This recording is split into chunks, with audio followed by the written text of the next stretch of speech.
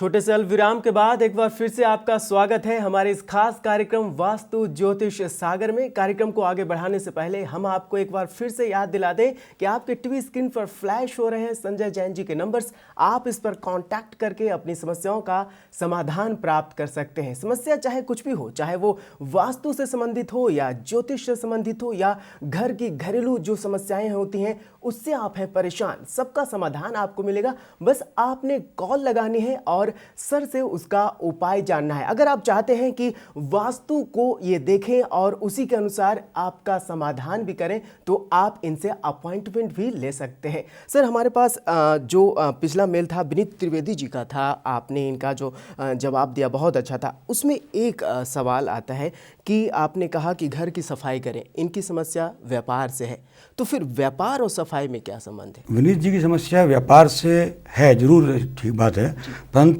इनका जब घर से चलते हैं उस समय में पॉजिटिव एनर्जी नहीं लेके पाते। इनका जो वास्तु की जो प्रॉब्लम है वो कुछ छोटी मोटी हो सकती है, परंतु जहाँ तक साफ सफाई की बात है, इनके घर के अंदर राहु का थोड़ा सा नेगेटिव प्रभाव आ रहा है। चूँकि उसका नेगेटिव प्रभाव आता है वो जब ज़्यादा आता है जब आपके घर में साफ़ सफाई की व्यवस्था सही नहीं हो। महीने में एक बार साफ़ सफाई की व्यवस्था करें। उसके बाद इनके घर से जब ये निकलते हैं व्यापार के लिए तो इनको पॉजिटिव एनर्जी अपने पास इनके होगी, और उससे इनको जब पॉजिटिव एनर्जी होगी तो इनका निश्चित रूप से कारोबार कार्य में ध्यान देंगे या जो भी है उसमें पॉजिटिविटी आएगी तो निश्चित रूप से इनका काम चलेगा और बढ़िया चलेगा। जहाँ तक जन्मपत्री की बात है उसमें कोई विशेष ऐसा प्रॉब्लम नहीं है कि जिसके लिए हम कहें कि इनको कोई बहुत ज़्यादा उपाय करने हैं। जी बिल्कुल।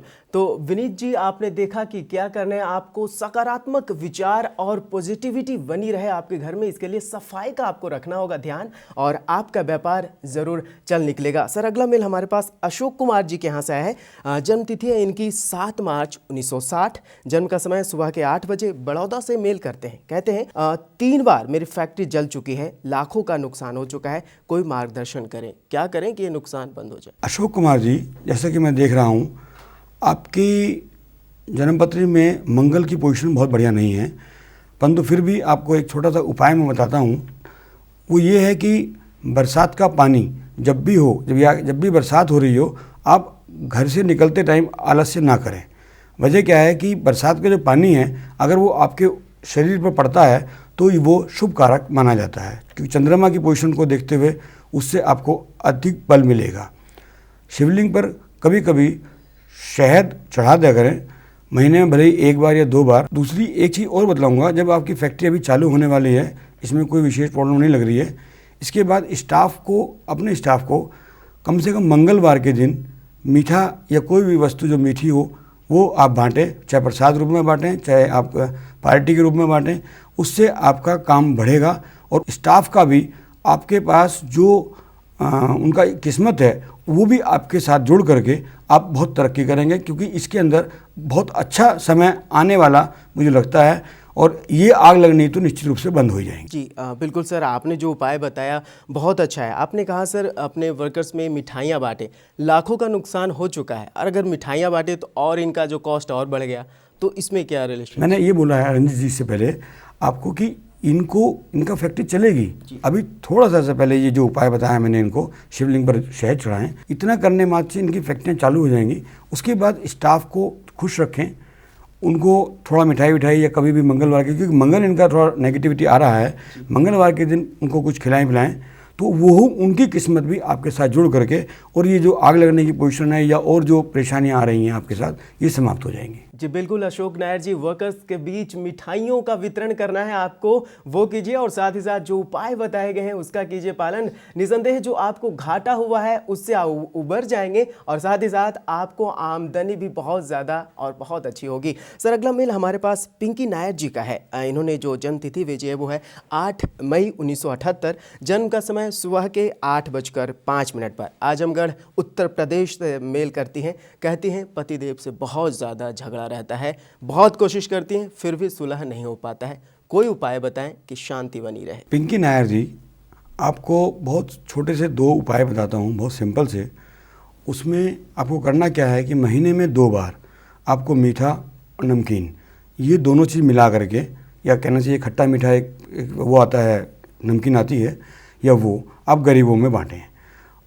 एक इसके अलावा आपको करना है, जब आटा आपके यहाँ घर पिस करके आता है या पिसाया आता है, थोड़ा सा उसके अंदर चने का आटा उसमें मिला लें। इतना करने मात्र से आपके जो संबंध हैं वो अच्छे हो जाएंगे, और जो आपका अभी इस समय में झगड़ा चल रहा है या मतलब उतना अच्छी ट्यूनिंग नहीं है आपके आपस में, ये सब प्रेम पूर्वक आपका इतना प्रेम हो जाएगा कि आप ये कहेंगे कि हाँ जी, अब वो समस्याएं एक इतिहास में चली गई हैं। जी बिल्कुल सर, आपने जो इनको उपाय बताया, इसके साथ साथ क्या कोई ऐसा उपाय बन सकता है जिससे कि ये साथ में बातचीत कर सकें, एक दूसरे से अपनी बातों को शेयर करें, ताकि इनके बीच का जो मतभेद है वो दूर हो सके, ऐसा कुछ? रंजीत जी, जहाँ तक मैं इनकी पत्री देख रहा हूँ उसमें थोड़ा सा कसूर इनका है। अगर मैं इनसे बोलता हूँ पिंकी जी से कि आपका कुछ कमी है आपके अंदर या आपके कुछ कसूर है, तो इस चीज़ में जो सामने वाला दर्शक है वो सीधा कहेंगे साहब इनसे हम पूछेंगे भी नहीं, तो हमारे कसूर निकालते हैं। जो पत्री दिखाता है, जो अपनी समस्याओं को